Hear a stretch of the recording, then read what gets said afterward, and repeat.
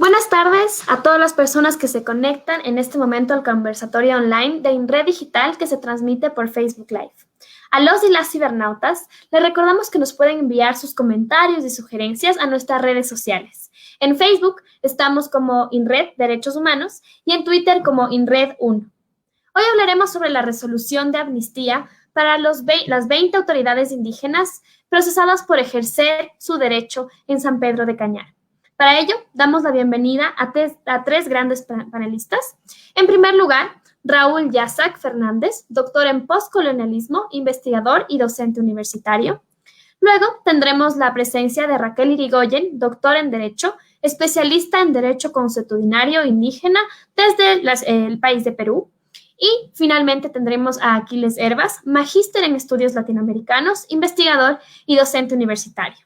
Bienvenida y bienvenidos y muchísimas gracias a las personas que nos están acompañando en esta transmisión. El pasado 30 de julio, el Pleno de la Asamblea Nacional, con 112 votos, aprobó la amnistía para 20 autoridades indígenas procesadas por ejercer su derecho a administrar justicia indígena.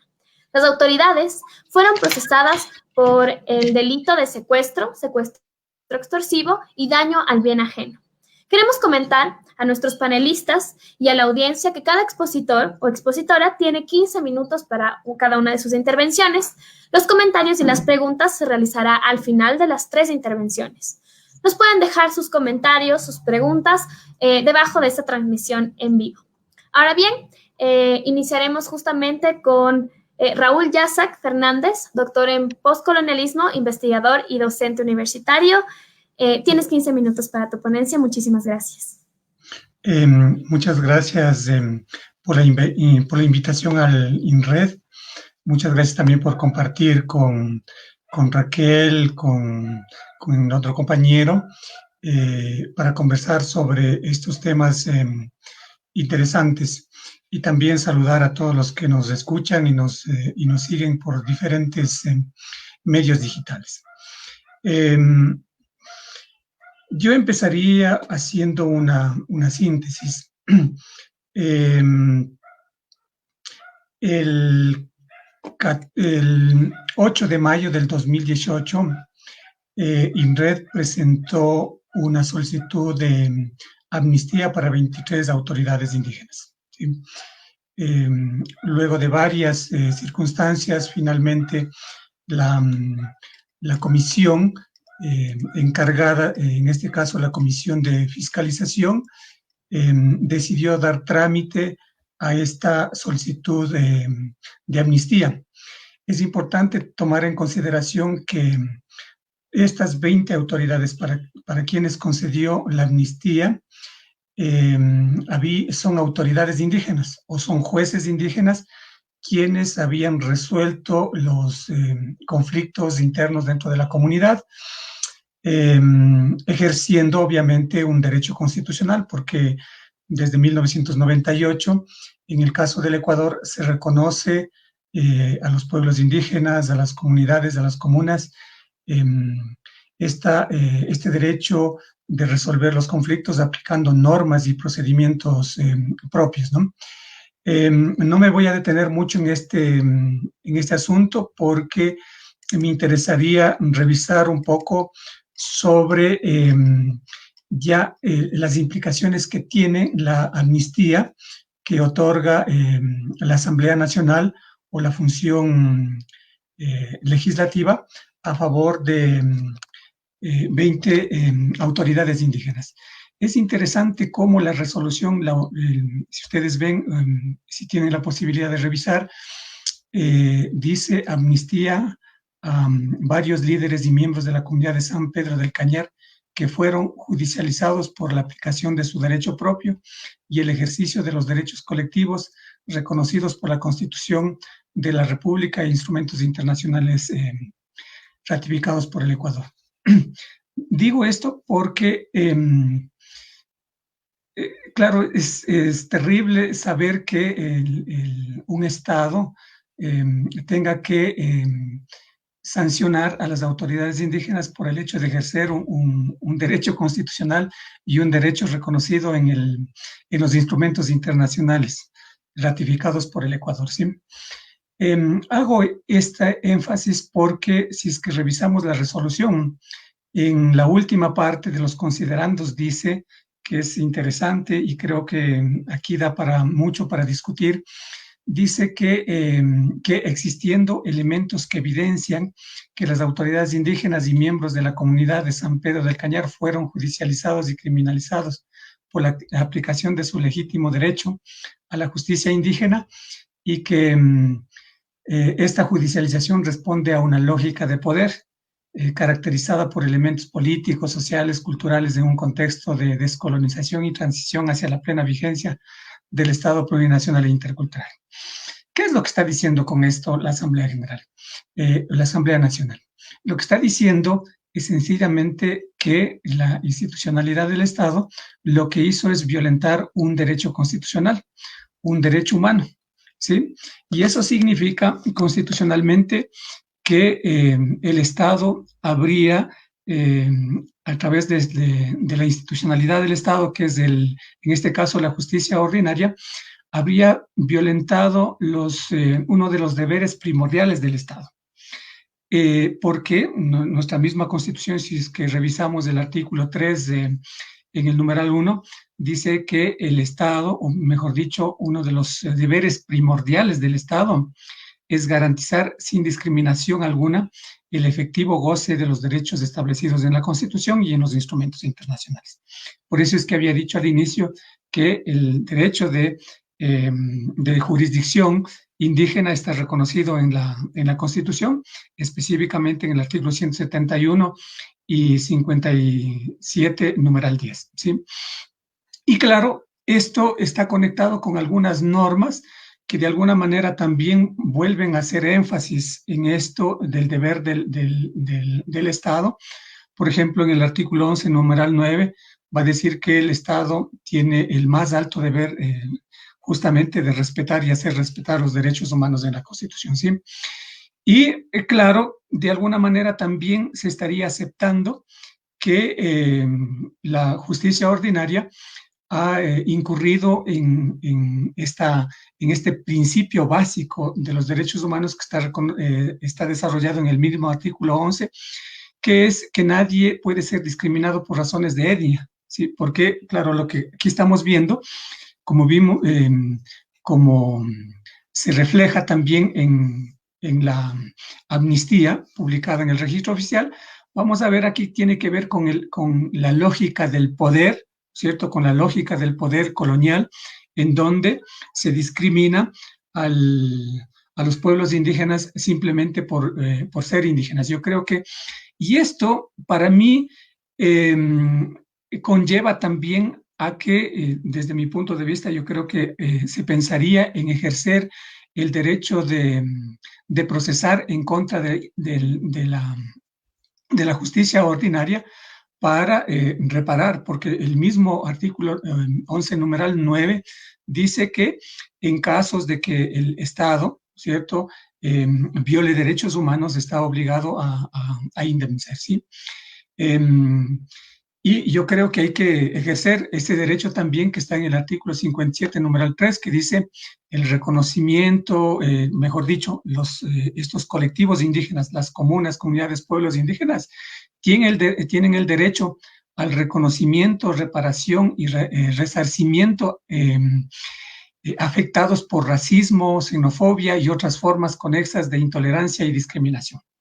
Yo creo que aquí hay algunos elementos, como digo, que generan responsabilidad contra los jueces y la función judicial en general, porque lo que se puede evidenciar aquí y el reconocimiento que de alguna manera hace políticamente la Asamblea Nacional es esto, de que la institucionalidad del Estado lo que hizo es violentar un derecho humano y para eso obviamente utilizó la función judicial para criminalizar, para perseguir, ¿sí?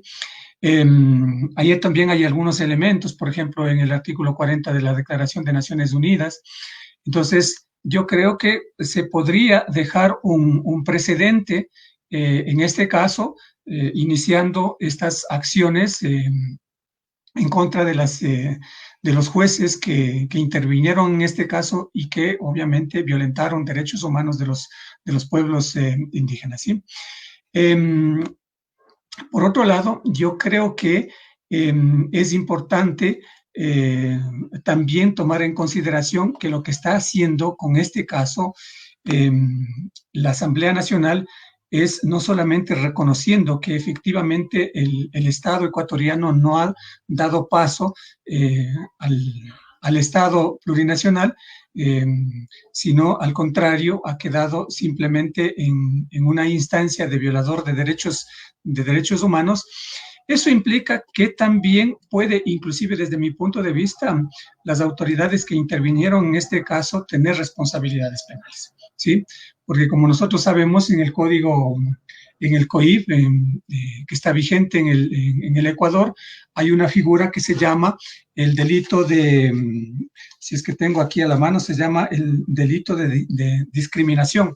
Yo no soy penalista y no podría tener elementos claros para desarrollar esto, pero yo sí creo que deberíamos conversar con un penalista y si realmente existe este delito cometido por el Estado, ¿no?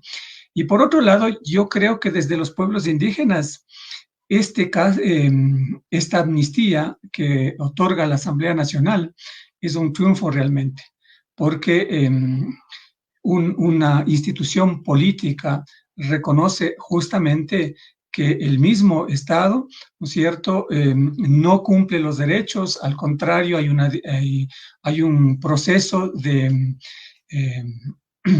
judicialización y de persecución a través de la justicia ordinaria a las autoridades indígenas. Yo creo que aquí hay elementos para discutir y yo creo que con este antecedente los pueblos indígenas deben sentirse fortalecidos en cuanto a la administración de justicia.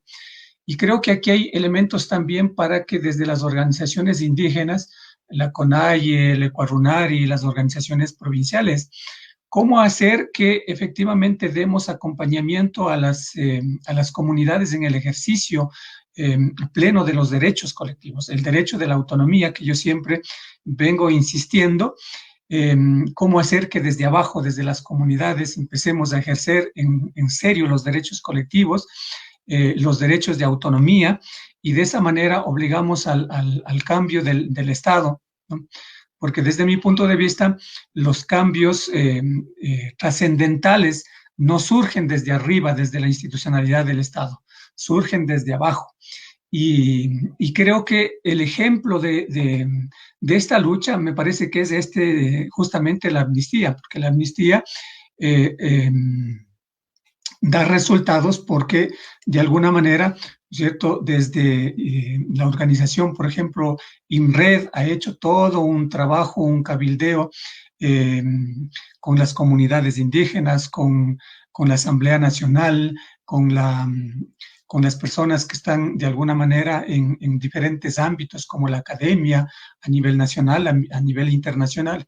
Yo creo que eso también ha dado un plus para que de alguna manera la Asamblea General resuelva este asunto y a tal punto que reconozca que efectivamente ha habido violación de derechos humanos en todo el procedimiento que ha hecho la justicia ordinaria, ¿sí?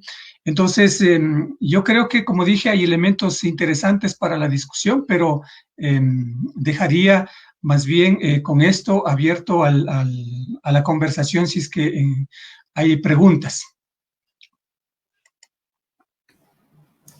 Muchas gracias. Acabamos de escuchar a Raúl Yasac, doctor en postcolonialismo, quien nos ha mencionado que en el Ecuador existe todo un marco de protección constitucional en pos de los derechos de los pueblos, comunidades y nacionalidades indígenas. Sin embargo, justamente han sido criminalizados y judicializados los líderes indígenas justamente por su legítimo derecho a administrar derecho indígena. Y esto justamente habría causado y vulnerado uno de los deberes primordiales del Estado ecuatoriano, que es justamente evitar que se dé el efectivo goce de los derechos reconocidos en nuestra Constitución. Muchísimas gracias a Raúl e invitamos a nuestra siguiente panelista, quien es Raquel Irigoyen, doctora en Derecho, especialista en Derecho Consuetudinario Indígena desde el Perú. Muchísimas gracias y tienes la palabra, Raquel.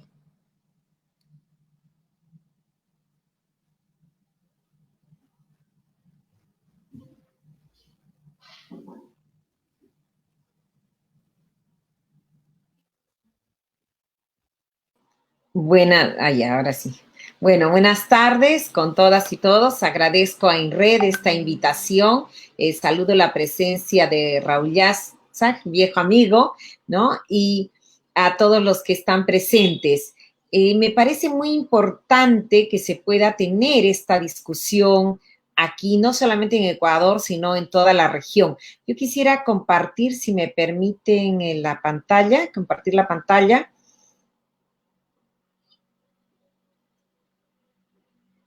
A ver, perdón. A ver, no sé si están viendo. ¿Se ve la pantalla? Disculpen. No sé si se ve la pantalla, ¿me escuchan? No, no le estamos viendo la pantalla, no se ha compartido aún. A ver, vamos a ver si la puedo compartir. Bueno, si no, voy haciendo los comentarios, ¿no? En primer lugar, lo que yo quería comentar, perdónenme si desde aquí, no creo que ya se me fue. Bueno. Justamente, Raquel, en la opción, en la parte de abajo, donde dice mute, la cámara, justo hay una opción que se llama Share Screen. Sí, justamente eso he hecho, pero no veo que me haya compartido. Ya. Bueno, en todo caso, lo que yo quería aquí con ustedes compartir es unas reflexiones sobre lo que significa justamente no solo esta amnistía, sino en el contexto de América Latina, qué significa la justicia indígena y qué retos hay para cumplir los estándares internacionales de respeto a los sistemas jurídicos indígenas. En todos nuestros países, digamos, en todos los de la región, hay más o menos 15 países de América Latina que han ratificado el convenio 169 de la OIT, ¿verdad? Y de todos estos países, pues tenemos, a ver si me pide Add Chrome. Bueno, pero creo que va a ser más complicado. Bueno, voy a ir comentando. Decía que en todos nuestros países, son 15 países en la región que hemos ratificado el convenio 169 de la OIT. O sea, todos estamos vinculados por el convenio, que claramente en su artículo 8, 9 y 10 y hasta el 12, en el 8 reconoce las instituciones y el derecho consuetudinario indígena.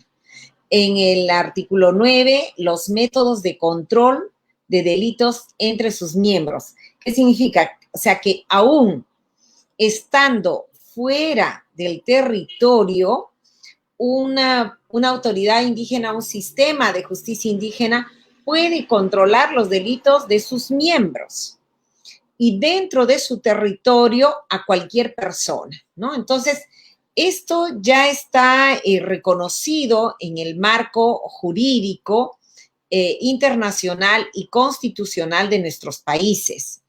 Igualmente tenemos no tan recientemente, ¿no?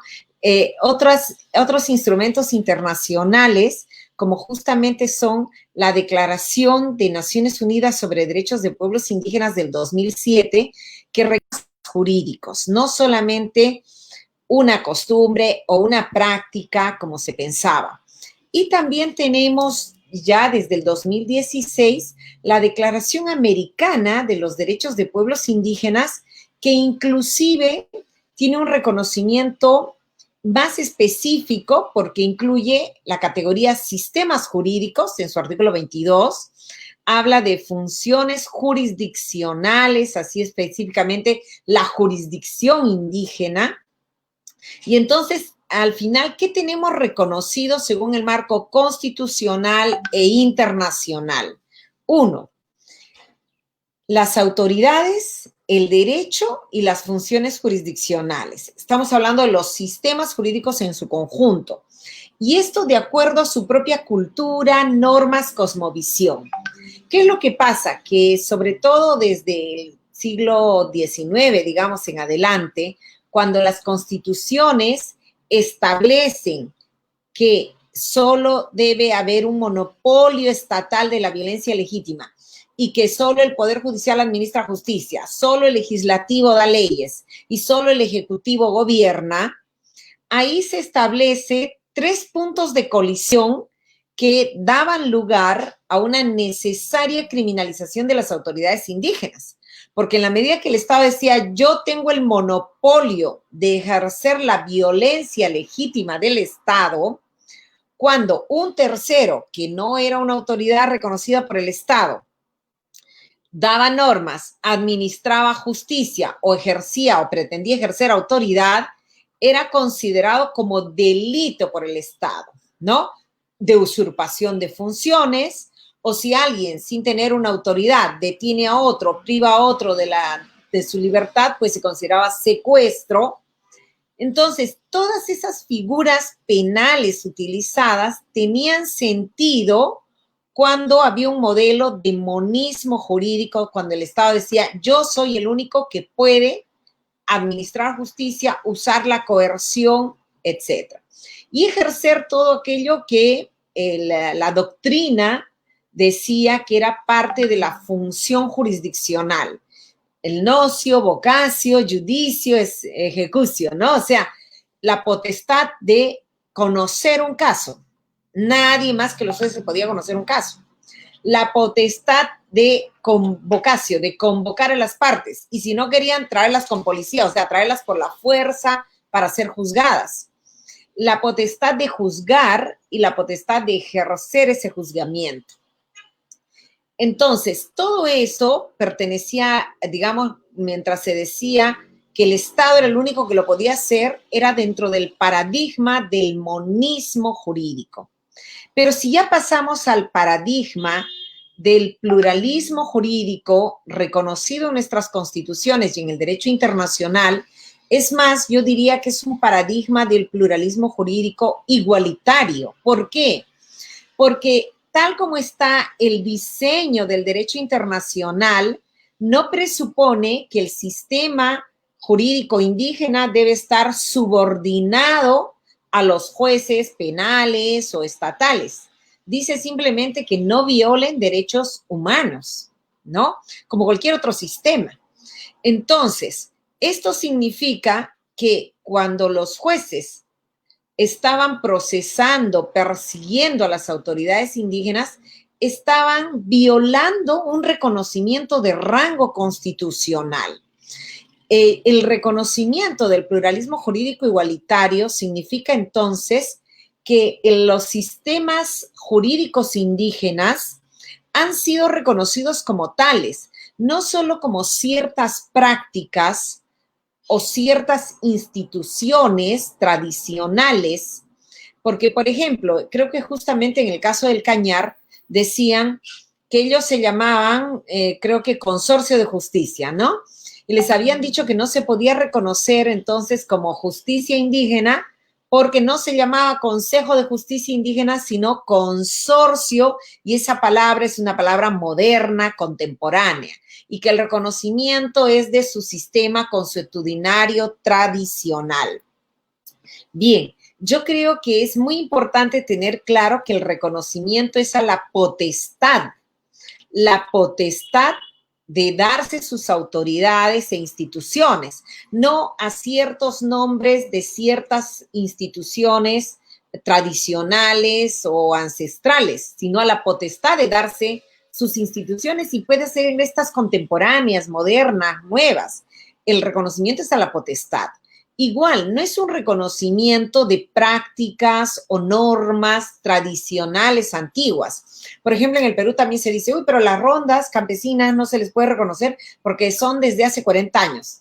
Es que el reconocimiento no es de una forma institucional específica o de una norma específica, sino de la potestad de darse sus autoridades e instituciones, de la potestad de darse sus normas, con lo cual pueden ser normas antiguas o nuevas, y de la potestad de ejercer funciones jurisdiccionales, y no solamente de aquellas prácticas antiguas o con nombres ancestrales.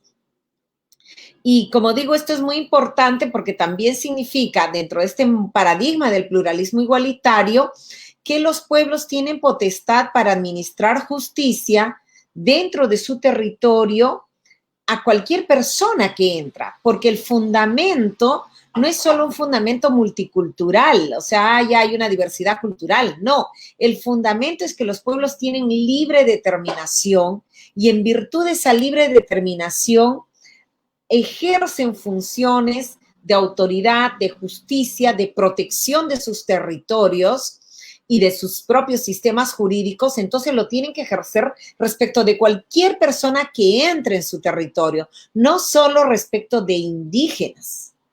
Ahora, decíamos que además de la potestad que tienen de resolver cualquier caso, cualquier materia, de cualquier gravedad, ¿no? Dentro de su territorio también lo pueden hacer fuera, pero fuera solo entre sus miembros. Ahora, esto es bien importante, esta comprensión. ¿Por qué? Porque yo creo que desde que se dan las reformas constitucionales en la región y también desde que se da el derecho internacional, hay una disputa interpretativa. Y de un lado, aunque algunos académicos y magistrados dicen, bueno, yo no voy a entrar acá a una discusión ideológica, sin embargo, han hecho una opción ideológica que yo diría neocolonizadora. ¿Por qué? Porque en la era colonial, el reconocimiento de la justicia indígena solamente era para casos pequeños, ¿no? Creo que menos de 3 reales en lo civil, que no ameritaban pena grave, digamos en lo penal, solo era para que el curaca o alcalde de indios pudiera administrar justicia entre indios, no podían tocar un español. Y ese modelo colonial ha quedado en la mentalidad de jueces, funcionarios y lamentablemente también en una cierta academia, ¿no? Y yo aquí como anécdota puedo decir que, por ejemplo, a mí me han estudiado en el Perú, y hasta hay una tesis que dice que después de la Constitución en el Perú yo he hecho una recaída dogmática, porque me he puesto a estudiar la dogmática constitucional en vez de estudiar la antropología jurídica, ¿no? ¿Y qué es lo que ha pasado? Que con el reconocimiento constitucional se crea un nuevo ámbito de interpretación y de análisis, que es justamente la teoría del derecho y el derecho constitucional. Y ahí también se ha vuelto un espacio de colonización por esa resistencia monista o de colonización por ese concepto colonial del pluralismo subordinado. Y si no le damos la batalla en ese espacio, descolonizando esas áreas del derecho, pues lamentablemente nos gana una academia neocolonizadora, lamentablemente, que dice que solamente puede administrar, los indígenas no son capaces para administrar casos complejos, ¿no? Así lo dicen, ellos solo tienen capacidad para ver casos menores, no pueden ver casos de homicidio, de violación, incautar bienes, ¿no? Y en estos autores muy famosos como Hans Jürgenbrand, Armando Guevara, el IDL en mi país, que justamente están planteando que los indígenas no tienen esa capacidad, ¿no? Y además justamente ponen como ejemplo que en la era colonial solo administraban justicia para casos pequeños. Y eso mismo lo plantean en proyectos de ley y en toda una interpretación de la Constitución y del derecho internacional, que es una interpretación neocolonizadora. Entonces hay que dar la batalla para la descolonización de la interpretación del derecho internacional y del derecho constitucional, que justamente ha cambiado de paradigma, del paradigma monista hacia un paradigma de pluralismo jurídico igualitario. Y el gran reto del derecho es no retroceder. Y yo creo que en el Ecuador la amnistía que se ha dado justamente está poniendo en evidencia esa lectura neocolonizadora de la reforma constitucional y la reforma del derecho internacional. Porque ¿cómo nos explicamos que en el Ecuador hay una sentencia como la Cocha, donde dice los indígenas no son capaces para administrar justicia en casos de homicidio? ¿En qué parte del derecho internacional dice eso? En ninguna parte. El derecho constitucional dice que tienen potestad, función jurisdiccional, lo único que no pueden hacer es violar los derechos humanos, es decir, que cuando administran justicia, en el caso de homicidio, por ejemplo, obviamente no pueden cortar en pedacitos, torturar, violar los derechos humanos de quien están juzgando, pero eso no significa que no puedan juzgar casos graves. Por supuesto que pueden juzgar casos graves. Y lo mismo ha pasado en el caso Cañar, ¿no? Que más de 20 autoridades indígenas fueron procesadas por usurpación, por secuestro, entre otros delitos, creo que también sedición. Bajo esa idea, ¿por qué se aplica secuestro? Porque cuando ellos detienen a alguien, no tienen esa potestad. Esa potestad la tiene solamente el Poder Judicial, la Fiscalía, la Policía, etc. Entonces, ahí hay una lectura, como digo, neocolonizadora de una reforma del derecho internacional y constitucional que son más bien descolonizadores, que plantean un pluralismo igualitario. Entonces, yo veo por ahí el gran reto de esta hora. Y a mí me parece, como digo, muy importante que se haya dado esta amnistía porque nos chocamos en ese momento contra una pared. Un poder judicial que no estaba entendiendo, que no estaba leyendo el paradigma del pluralismo igualitario, sino que lo estaba leyendo desde un paradigma monista o un paradigma colonial y por lo tanto procesaba y perseguía a estas autoridades indígenas. Aquí la pregunta que se estaban haciendo era, entre otras, ¿qué significa cuando las autoridades estatales ordinarias persiguen a las autoridades indígenas? En primer lugar, yo personalmente creo que eso en sí mismo es un delito de abuso de autoridad, porque no pueden perseguir, detener, procesar y peor, condenar y meter presas a autoridades indígenas que están ejerciendo funciones jurisdiccionales reconocidas por la Constitución y el derecho internacional. Es como si nos metiéramos a todos los jueces de la República por mandar a personas presas, ¿no? Un juez cuando manda a alguien preso no puede ser denunciado penalmente por secuestro. Si alguien considera que ese juez violó los derechos humanos, pues que interponga un habeas corpus y que en ese habeas corpus se demuestre que hubo una detención o una orden arbitraria y hay que probar además que hubo un dolo de ello, ¿no? Pero si no, los sistemas jurídicos tienen mecanismos de autocomposición. Entonces, si alguien considera que la justicia indígena ha vulnerado derechos, tendrá que apelar dentro de sus propias instancias. Por lo general, muchos sistemas jurídicos indígenas tienen sus propias instancias también para ser cuestionadas, tienen asambleas, tienen mecanismos internos para poder cuestionar eso. Y si no los hay, pues tendría que crearse espacios, y creo que con eso quiero terminar, porque ya creo que se está terminando mi tiempo. Un gran reto que hay y que se intentó resolver en la constituyente de Bolivia, y yo participé en esa constituyente como asesora, y para mí fue un gran orgullo cuando se reconoció el concepto del Tribunal Mixto Plurinacional. Es decir, si alguien alega violación de derechos humanos por la justicia indígena, tendría que haber una instancia plural, o sea, donde participen autoridades indígenas y autoridades no indígenas u ordinarias o constitucionales ordinarias, y que puedan debatir si ha habido o no esa violación de derechos humanos, interpretando los hechos y derechos desde un diálogo intercultural y resolviendo con la lógica no de penalizar a las autoridades indígenas, sino con la lógica de maximizar derechos individuales y colectivos, ¿no? Entonces, yo por eso nuevamente saludo el que se haya dado esta amnistía como un remedio último de la instancia política frente a una persecución, una criminalización arbitraria, abusiva por parte del Poder Judicial.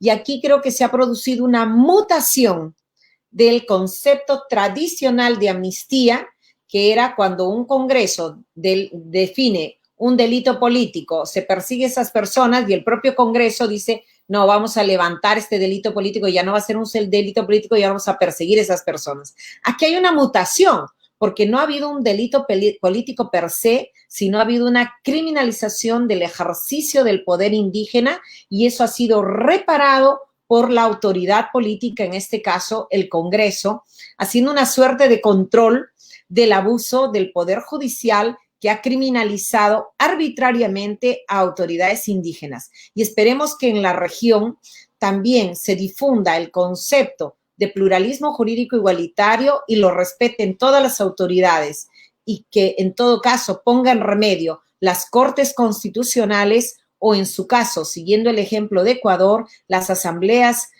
o los congresos, dando medidas como esta dentro de esta mutación del concepto de amnistía, pero para resolver un problema de criminalización y violencia institucional totalmente arbitraria y discriminatoria. Muchas gracias. Agradecemos a Raquel y con ella ampliamos esta visión al marco latinoamericano. Ella nos cuenta justamente acerca de los instrumentos de derecho internacional que avalan a las autoridades, al derecho y sus normas, ya sean nuevas o antiguas, y a los sistemas jurídicos, es decir, las potestades jurisdiccionales de acuerdo a su cultura, a su cosmovisión, justamente a raíz del principio de libre determinación, lo que significa, de hecho, un paso desde un paradigma monista a un paradigma pluralista jurídico igualitario, como lo llama ella, justamente el que permite la no subordinación ante la justicia ordinaria y la aceptación de cada una de sus prácticas. Además, es importante decir que ella reconoce que hay un problema desde la justicia ordinaria, que es esta falta de capacidad de las personas o las comunidades indígenas de administrar justicia. Y de hecho, queremos poner a su conocimiento que existe una sentencia desde la Corte Constitucional del caso La Cocha, aquí en el Ecuador, que justamente limita esta capacidad que tienen los pueblos indígenas a juzgar acerca de temas, como Raquel lo ha llamado, de temas complejos, que efectivamente ellos tienen la capacidad de administrar. Como un punto de información para las personas que nos están viendo, el Registro Oficial justamente publicó la resolución de la Asamblea Nacional con fecha del 5 de agosto del 2020 que concedió la amnistía a 20 líderes y miembros de las comunidades de San Pedro de Cañar. De esta manera, la disposición entró en vigencia. En la publicación se especifica que no podrán ejercerse acciones penales por hechos investigados en los procesos motivo de la amnistía, que se extingue la pena impuesta y se dispone el archivo de los procesos penales, así como la inmediata excarcelación en caso de las personas privadas de libertad, la revocatoria de órdenes de captura y la extinción de cualquier medida cautelar, real o personal y pena alternativa a la prisión. Ahora bien, muchísimas gracias a Raquel y vamos a dar paso a Aquiles Hervas, quien es magíster en estudios latinoamericanos, investigador y docente universitario. Muchísimas gracias, Aquiles. Te escuchamos. Tienes 15 minutos.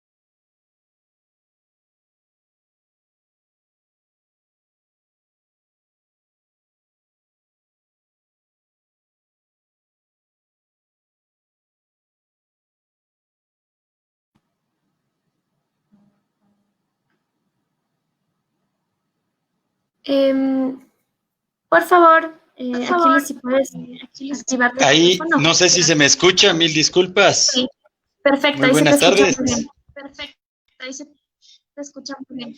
Bien, estoy muy... Logramos resolver un problema técnico como locos porque se dañó el wifi en la casa, pero estamos aquí donde un vecino. Yo no puedo sino primero que nada agradecerles la invitación, Pamela y todos las y los conectados, y allanarme plenamente a lo que venía escuchando en la transmisión, tanto de nuestro compañero Raúl Yazak, un teórico en la materia, y también nuestra querida colega Raquel Irigoyen, ¿sí? Me parece a mí que radicalmente esa es la línea que hay que defender, ¿sí? Ese es el precepto del Estado plurinacional que en el Ecuador constitucionalmente está reconocido y que en términos sociales estamos procurando que sea el término común de comprensión.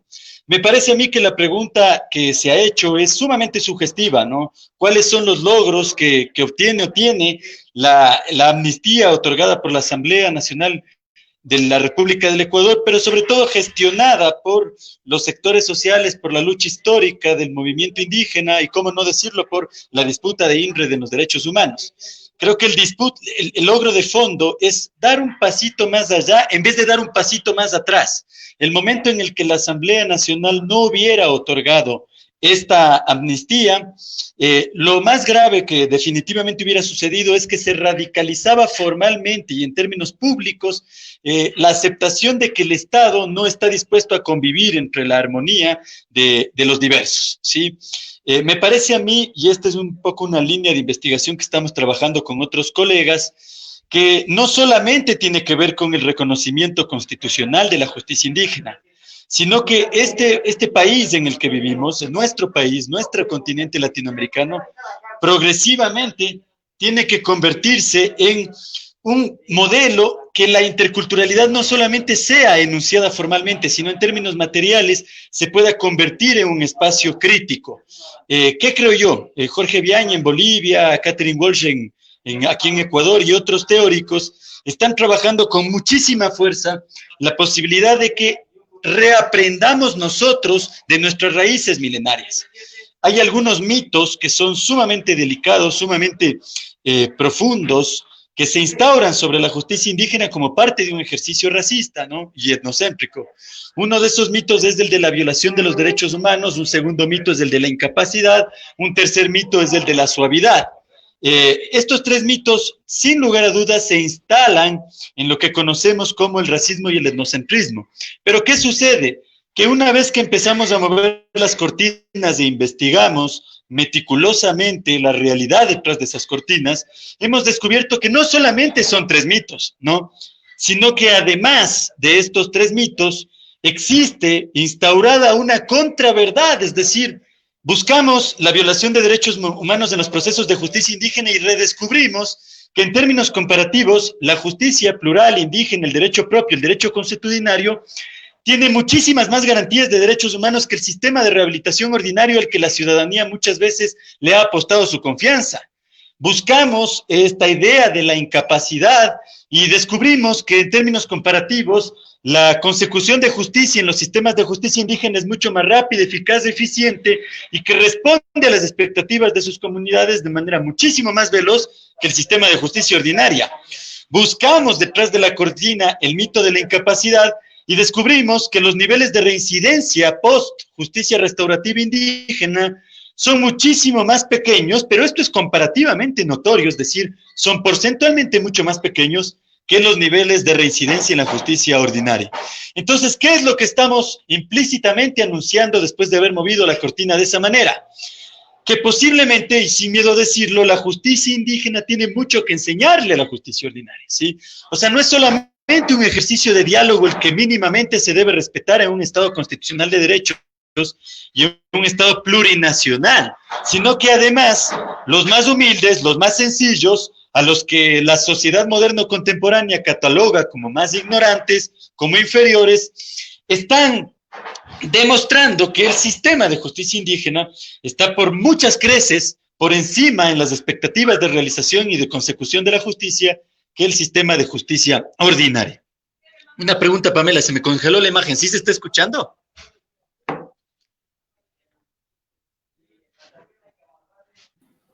Sí, sí se está escuchando, se te congeló la imagen, pero te escuchamos muy bien.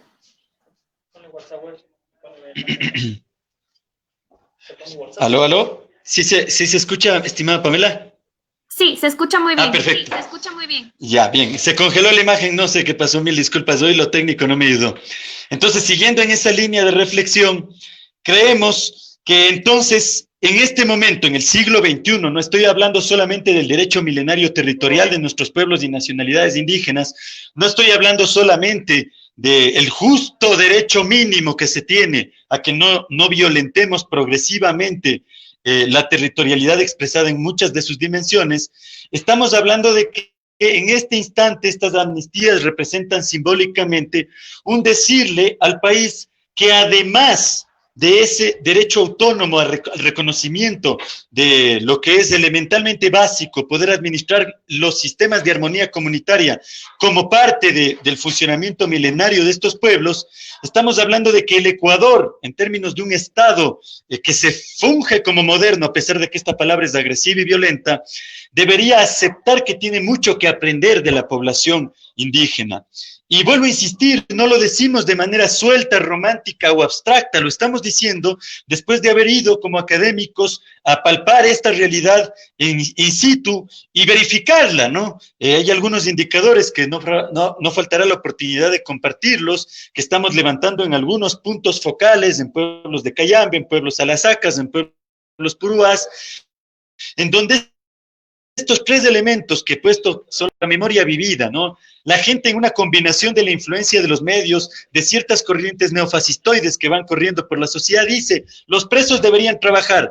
Muy bien, pero claro, lo decimos también con una combinación del discurso de odio que tenemos hacia el que conocemos o creemos es solamente un delincuente y no la construcción social alrededor de la comisión de un delito.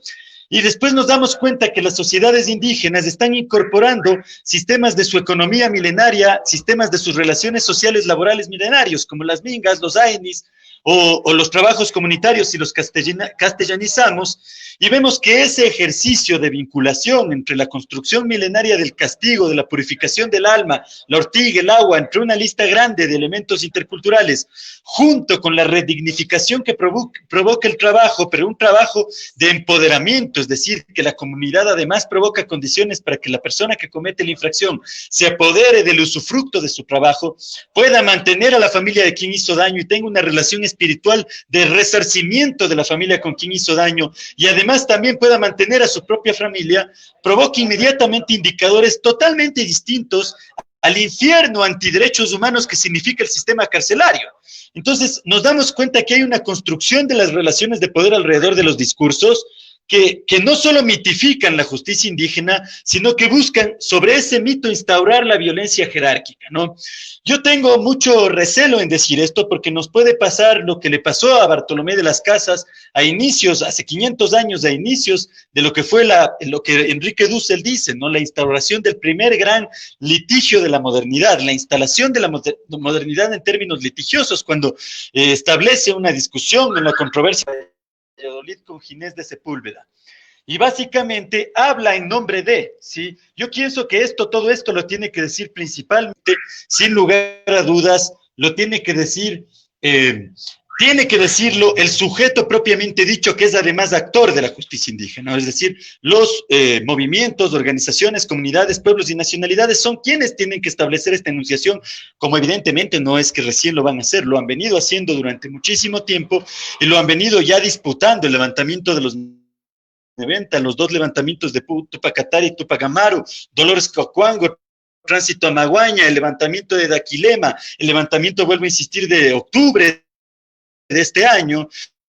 Todos estos son símbolos de lo que consideraríamos, sin lugar a dudas, es la este nuevo Pachacute, este nuevo tiempo, sí, y que además, valga decirlo, es un tiempo femenino, para no salirnos mucho del sentido de la conferencia, van configurando la necesidad de construir esta interculturalidad crítica que nos permita no solamente hacer lo básico, lo elemental, lo que no debería estar en discusión, el respeto a los derechos humanos, sino que además también nos debería hacer, vuelvo a insistir, construir realmente ese diálogo, pero no es un diálogo armónico, no es el diálogo multicultural de John Rawls o de Kim Lika, no es simplemente el intercambio de saberes, es también el empoderamiento real y el respeto para poder reaprender de los otros, un ejercicio real de alteridad.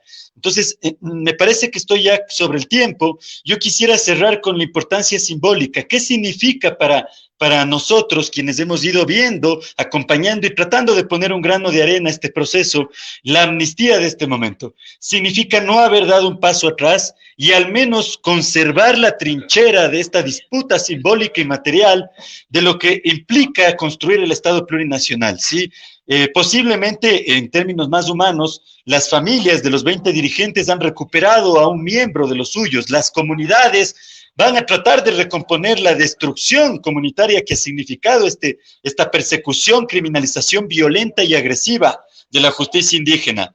Pero detrás de eso, el país entero tendría que hacer conciencia, y lo digo otra vez porque los medios de comunicación no cubrieron el evento, no le dieron el realce que significa que 20 personas humildes estén libres. Yo lo entiendo, porque evidentemente la sociedad en este momento sigue poniendo en el último lugar a los pueblos, nacionalidades indígenas, así como también a los pueblos afrodescendientes y todos los sujetos subalternos. Pero no podemos dar ni un solo paso otra vez atrás. Creo yo que ese es el hito simbólico, y agradecerles a los líderes, agradecerles a sus comunidades, a las lideresas, para que no se invisibilice la condición de género de las autoridades mujeres que existen en estas comunidades, porque nos permiten a todos otra vez darnos un refresque en medio de este caos, de esta incertidumbre que ha significado la pandemia, esta lucha de la vida frente a la muerte, de la modernidad versus la naturaleza. En medio de todo esto, esta buena noticia nos ha emocionado el alma, nos ha emocionado el espíritu, más que todo la espiritualidad que nos acompaña para tratar de seguir luchando por una sociedad en la cual todos podamos ser diversamente iguales, igualmente diversos. Muchísimas gracias, mil disculpas por el tema técnico. Por suerte aquí el vecino nos echó una mano y estamos salvando. Muchas gracias, vecino, también en nombre de todos, y espero haber sido útil en esta pequeña charla. Muy amable. Muchísimas gracias, Aquiles. Es importante decir que tanto para Aquiles como para Raquel, este es un paso importante, resulta ser un hito simbólico, y de hecho el reto es no retroceder y permite el empoderamiento de los líderes para administrar justicia. Es sumamente interesante lo que dice Aquiles acerca de estos 3 mitos que él ha identificado durante su carrera académica: esta supuesta vulneración de derechos humanos, la suavidad y la incapacidad, que justamente están enraizadas en racismo e etnocentrismo, y que a partir de sus estudios se ha notado la garantía de los derechos en comparación, por ejemplo, del sistema penitenciario, que la justicia indígena resulta ser más efectiva, rápida y cumple con las expectativas de las comunidades, y aparte existe un menor nivel de reincidencia. Nos comenta que justamente estos elementos interculturales como los castigos, la ortiga, el agua fría, tienen esta idea de purificación, de sanación comunitaria.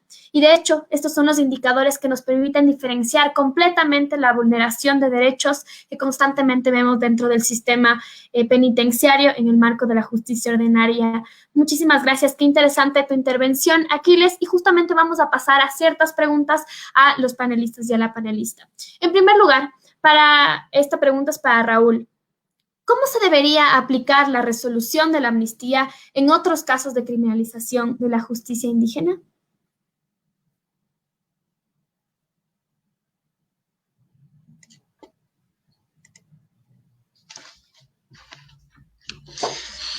Bueno, no sé a qué te refieres cuando dices cómo se debe aplicar esta resolución para el caso de los otros pueblos indígenas.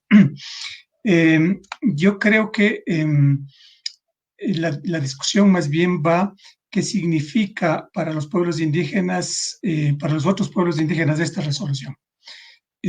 Para mí, creo que esta resolución significa que primero hay un reconocimiento, como les decía, del Estado, que desde el Estado no hay protección de derechos humanos. Eso es definitivo.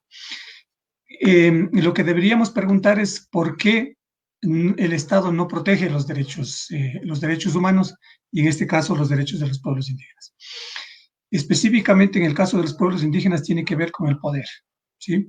Si nosotros revisamos el caso, por ejemplo, de la Cocha, estrictamente está relacionado con el poder, ¿sí?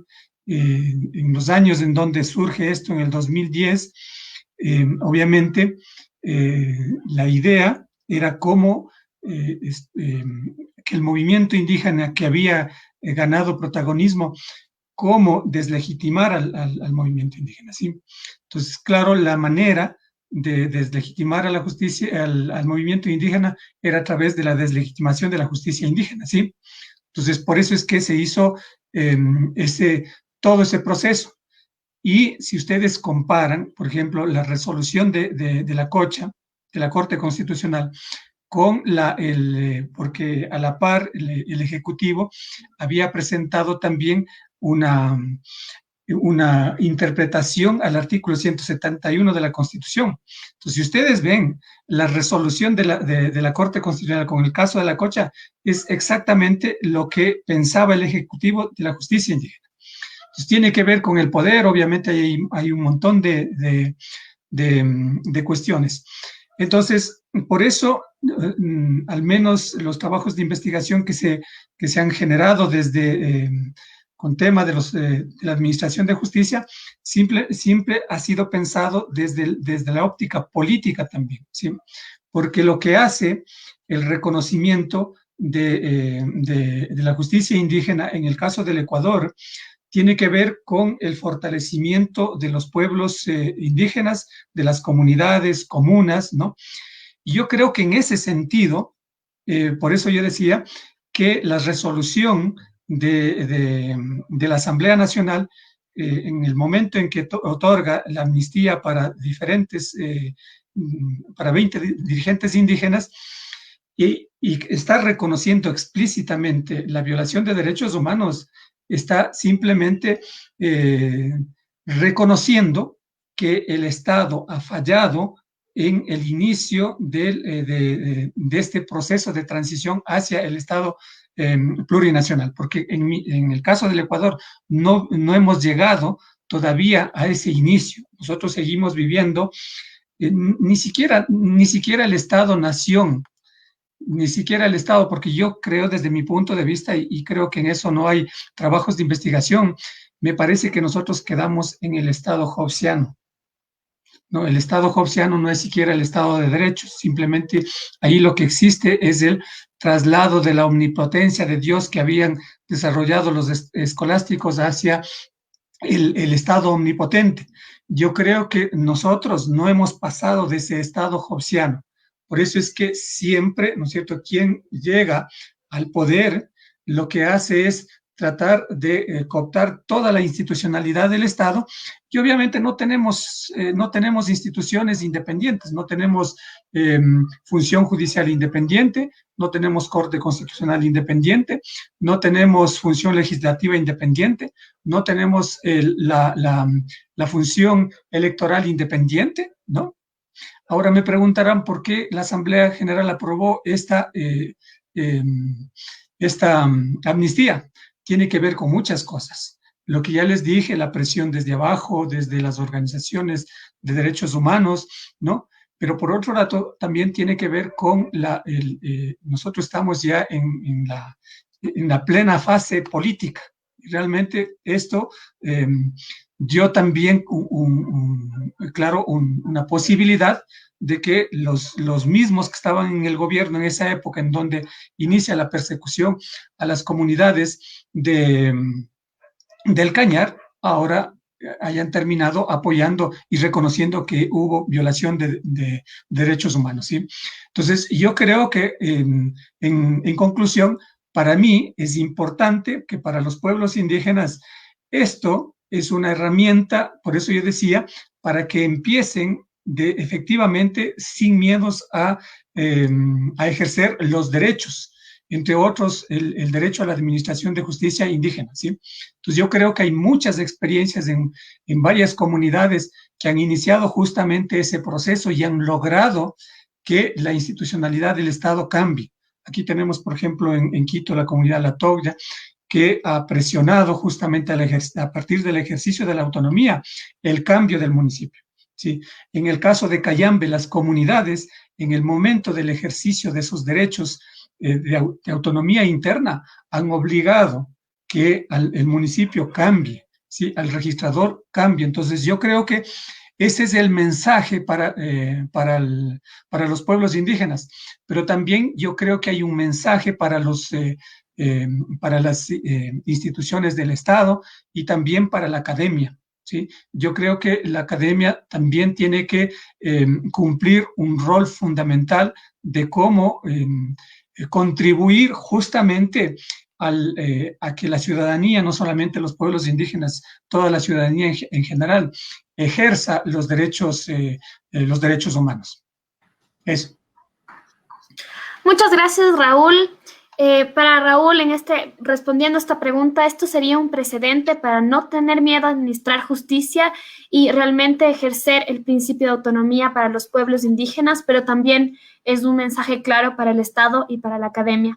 Muchísimas gracias, Raúl. Solo como para un punto de información, el director de la SNAI, la institución pública encargada del sistema penitenciario en Ecuador, Edmundo Moncayo, solicitó el día de ayer al Centro de Rehabilitación Social del Turín, donde se encuentran algunas líderes indígenas, que se realicen las gestiones necesarias, legales, en cuanto a la resolución de la amnistía de la Asamblea Nacional del Ecuador. Sin embargo, las autoridades del centro aseguran que desconocían de esta disposición. Justamente estamos trabajando para que se cumpla lo dicho y lo dispuesto en la resolución de la Asamblea Nacional. La siguiente pregunta es para Raquel Irigoyen, y la pregunta es: ¿cómo esta resolución genera un precedente para las autoridades criminalizadas a nivel regional? Bueno, yo creo que efectivamente este caso es muy importante, no solo para el Ecuador, sino también para la región, porque manda un mensaje. ¿A quiénes manda ese mensaje? De un lado, a las propias autoridades indígenas, y aquí hay que felicitar, ¿no?, por esa resistencia a las autoridades indígenas que han estado dando la lucha, también a INRED y a todos los que les han apoyado y han generado este movimiento que ha terminado felizmente en la amnistía, ¿no? Entonces, hay un primer mensaje para esas autoridades indígenas, para los pueblos indígenas, que cuando ejercen su autoridad, sus funciones jurisdiccionales, lo hacen con base en su propio derecho, en su propia historia, y también lo hacen con el amparo del derecho constitucional e internacional. Y aquí falló el sistema de justicia ordinario, falló el Poder Judicial y felizmente, en una suerte de control entre poderes, ha sido el Congreso que ha dado esta amnistía reparando, ¿no?, una arbitrariedad, una persecución inconstitucional por parte del Poder Judicial. Entonces, sí, hay un mensaje a los pueblos indígenas de decir: ustedes pueden administrar justicia, tienen ese derecho por derecho histórico, por derecho precedente al Estado, ¿no?, porque existen desde antes del Estado, y por mandato constitucional e internacional. Primer mensaje. Segundo mensaje, a los jueces directamente. Y no solamente a los jueces de Ecuador. En todos los países de la región hay una gran cantidad de indígenas procesados, perseguidos, uno, por sus propias costumbres. Todavía hay cantidad de procesos en la región de indígenas por practicar uniones conyugales, que para el derecho penal eso es delito de estupro, de violación por la edad de las mujeres, porque se supone que deben tener cierta edad según el derecho tal o cual, ¿no? Entonces, hay un mensaje ahí de no criminalizar por la propia práctica. Segundo, no criminalizar por el ejercicio de la autoridad y de funciones jurisdiccionales. En este caso, en Cañar, efectivamente, habían administrado justicia en diferentes casos, inclusive frente a un tercero que se quería apropiar los bienes de una persona, haciendo falsas escrituras, etcétera, y aquí interviene la jurisdicción indígena, devuelve ese bien a la persona. Entonces, esto manda un mensaje a los poderes judiciales de la región para decir, ustedes tienen que respetar las funciones jurisdiccionales indígenas. Y también manda un mensaje en el sentido de que tienen que respetar sus sistemas de autoridad, porque como comentábamos hace un rato, uno de los motivos por los cuales no habían considerado que era justicia indígena era porque se llamaban consorcio, creo, consorcio de justicia indígena o algo así, porque habían utilizado una palabra muy moderna, ¿no? En vez de usar consejo ancestral o qué sé yo.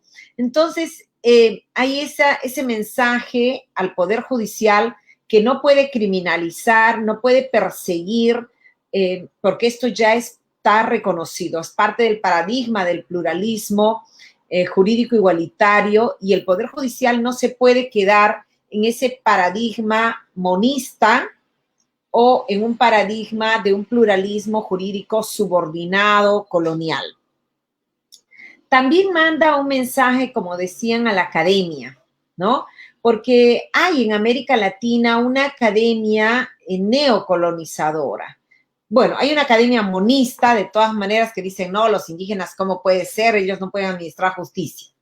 Pero hay una academia que sí admite, dice, bueno, sí pueden administrar justicia, pero solo como costumbres, solo como para los casos menores, solamente entre indígenas por una cuestión cultural y no puede ser con no indígenas.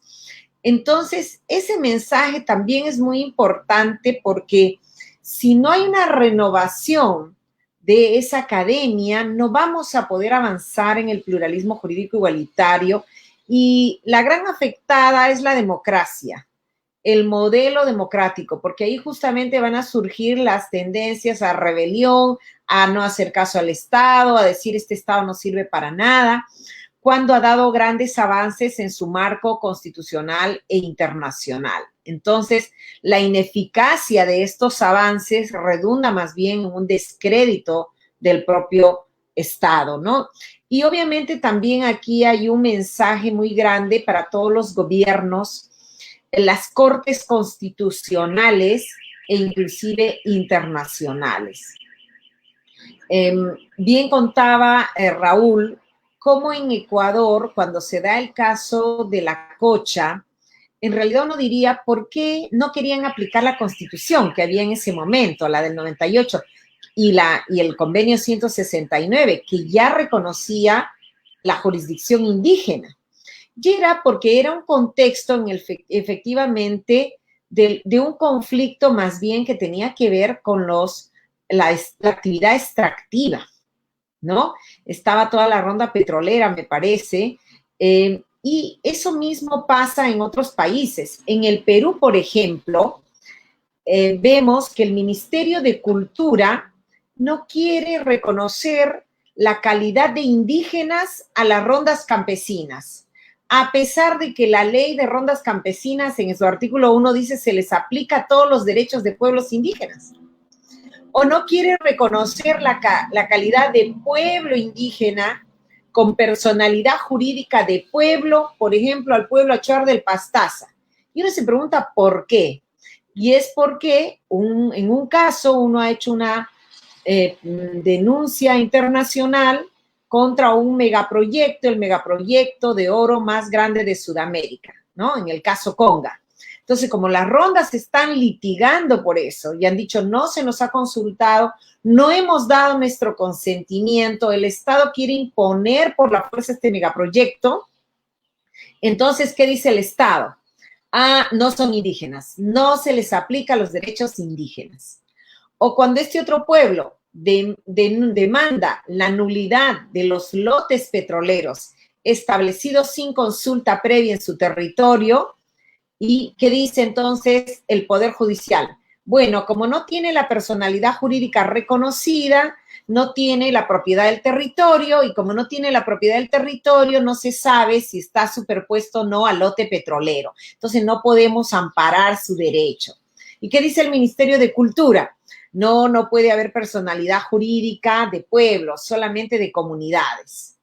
Es decir, nos encontramos con que la negación de estos derechos a la jurisdicción propia, a la identidad, a la personalidad jurídica como pueblos, tiene motivos subalternos que están vinculados a las actividades extractivas, al modelo de desarrollo que se quiere imponer, ¿no? Entonces, yo creo que aquí hay grandes retos, para terminar, que tienen que ver con la democracia, con el respeto del Estado de Derecho, que en este momento significa el respeto de la libre determinación de los pueblos, de su derecho a su autonomía, a su vida, al control de sus recursos, de su territorio y al ejercicio de su autoridad.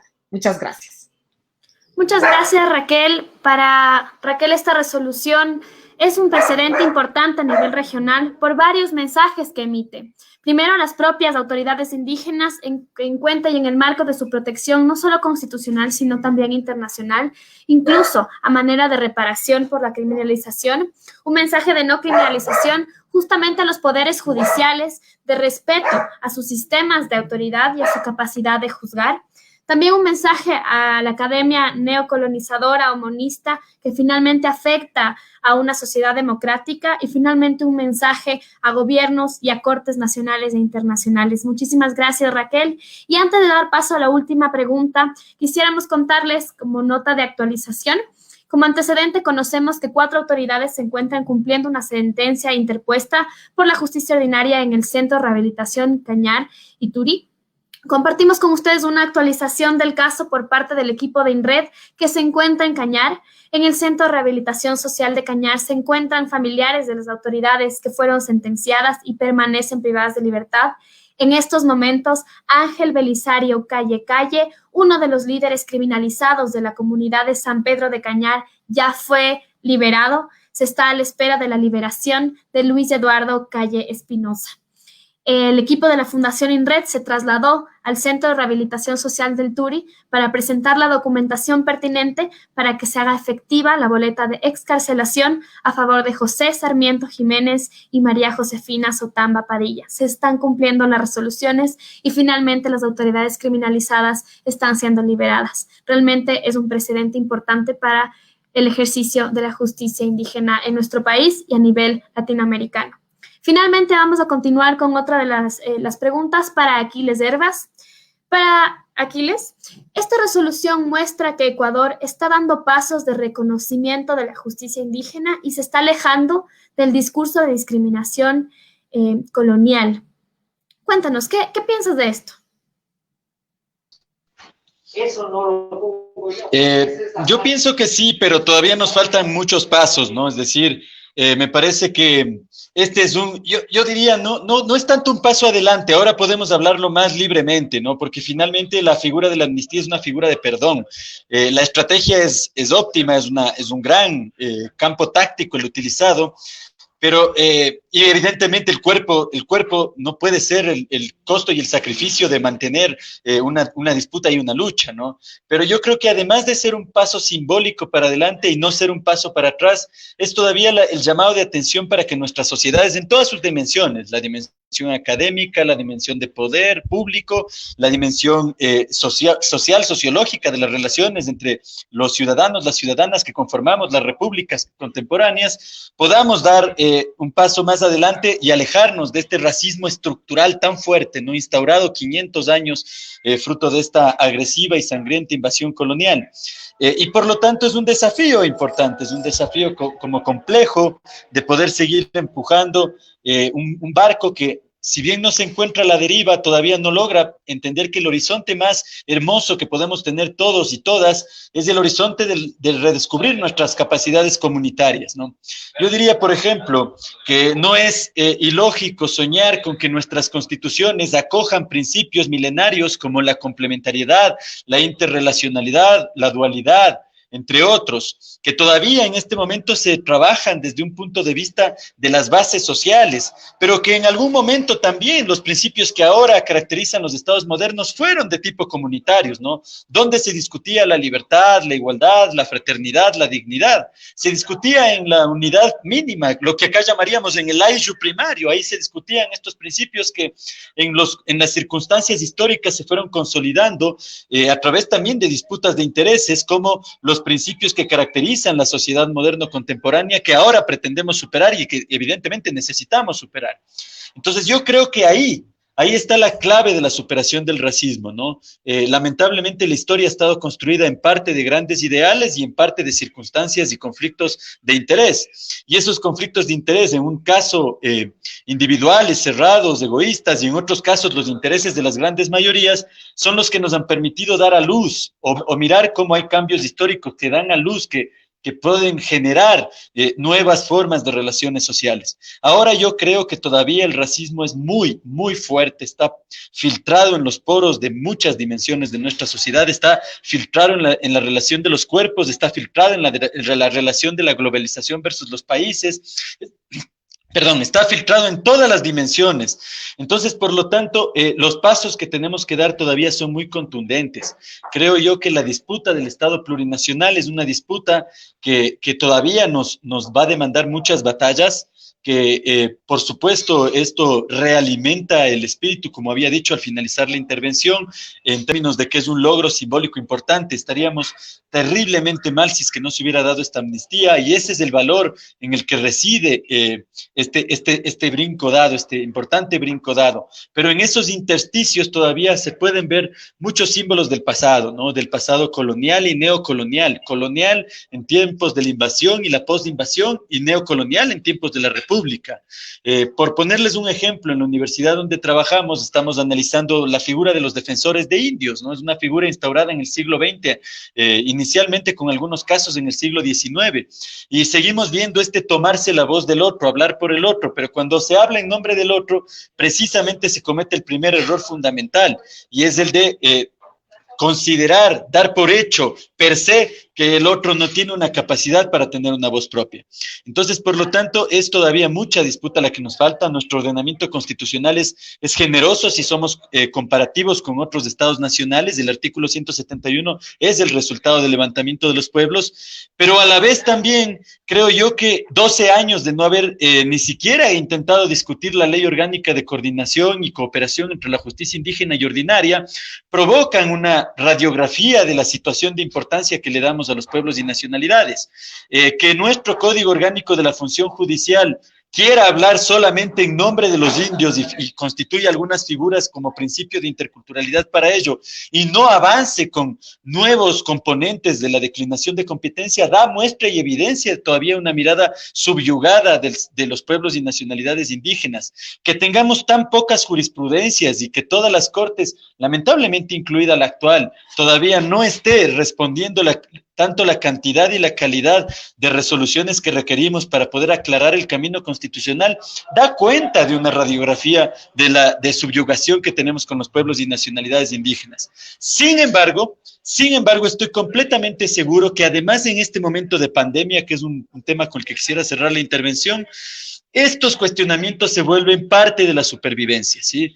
Ahora mismo la pandemia ha puesto en evidencia que el Estado por sí solo no logra resolver la crisis, además no tiene ni siquiera la intención, que el mercado, en términos de las élites económicas, es insensible con el dolor humano y ha demostrado los más altos niveles de la ruindad humana en el momento en el cual ni siquiera es capaz de identificarse con el dolor o al menos tener una visión mínima de que es insostenible las formas que sigue proponiendo para salir de este dolor. Y finalmente, entonces, son las comunidades las que nos están sosteniendo, Pamela y todos quienes nos escuchan. Son las comunidades que están en nuestra memoria. Vivamos en barrios urbanos, vivamos en la ciudad, en la urbe, vivamos donde vivamos, tenemos una raigambre intercultural tan profundamente ubicada que es comunitaria. Y yo creo que, por lo tanto, esta idea de la justicia indígena nos identifica y que tenemos que volver a ser lo suficientemente humildes para poder reaprender de nuestros hermanos, hermanas, de los pueblos y nacionalidades indígenas. Eso nada más, muchas ideas por ahí sueltas, pero como para poder responder a la pregunta. Muy amable. Muchísimas gracias. Justamente Aquiles nos habla de este racismo filtrado en nuestros poros, en la globalización, en los cuerpos. De hecho, él reconoce que esto puede ser un paso importante, sin embargo, hay pasos que se deben seguir cumpliendo, que esto es insuficiente. Si bien las amnistías realimentan la lucha, hay muchos aspectos que hacer desde la misma ley ecuatoriana, la falta de jurisprudencia, la falta y la insuficiente forma de coordinación y cooperación entre la justicia indígena y ordinaria, como él nos dice, dan cuenta de la poca importancia que le da el Estado ecuatoriano a la justicia indígena. Y finalmente él nos dice que redescubrir nuestras raíces y reaprender de nuestros compañeros indígenas justamente puede ser una de las claves importantes para la superación del racismo. Agradecemos muchísimo la presencia de Aquiles Herbas, magíster en estudios latinoamericanos, investigador y docente universitario, de Raquel Irigoyen, doctora de Derecho, especialista en Derecho Consuetudinario Indígena desde el Perú, Raúl Yasac Fernández, doctor en postcolonialismo, investigador y docente universitario. Antes de despedirnos, reiteramos la información de última hora. En el Centro de Rehabilitación Social de Cañar se encuentran familiares y autoridades familiares de las autoridades que fueron sentenciadas y permanecen privadas de libertad. En estos momentos, y con gran felicidad, Ángel Belisario Calle, uno de los líderes criminalizados de la comunidad de San Pedro de Cañar, ya fue liberado. Se está a la espera justamente de la liberación de Luis Eduardo Calle Espinosa. El equipo de la Fundación INRED se trasladó al Centro de Rehabilitación Social del Turi para presentar la documentación pertinente para que se haga efectiva la boleta de excarcelación a favor de José Sarmiento Jiménez y María Josefina Sotamba Padilla. Este programa lo podrán encontrar colgado en nuestro canal de YouTube INRED Digital. Recuerden que si desean que analicemos alguna problemática social, nos pueden dejar sus comentarios en esta transmisión o enviarlas a nuestro correo electrónico comunicación@inred.org. Hasta la próxima semana. Les agradecemos muchísimo a los panelistas y a la panelista, y con ustedes se despide Pamela Chiriboga. Esperamos estar y contar con ustedes en una próxima transmisión. Muchas gracias. Muchas gracias también por esta invitación y fuerza al pueblo de Cañar, y muchas gracias y felicitaciones a INRED y a todas y todos los que han colaborado y hemos podido poner un granito de arena para esa liberación. Gracias. Muchísimas gracias.